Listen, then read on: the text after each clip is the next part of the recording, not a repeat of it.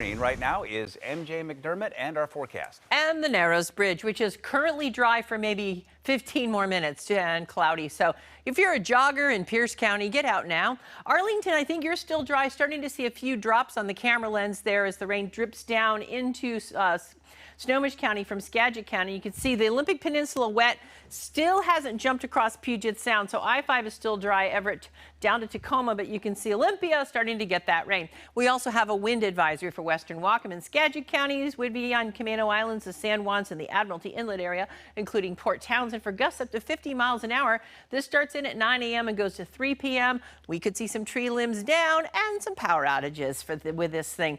So today, rain tapers to showers, breezy to windy, especially windy to the north, and chilly highs only in the upper 50s to around 60. Tomorrow, scattered showers and 57 for the high. Thursday looks great, mostly sunny and 57, great for the Seahawks. Thursday night football.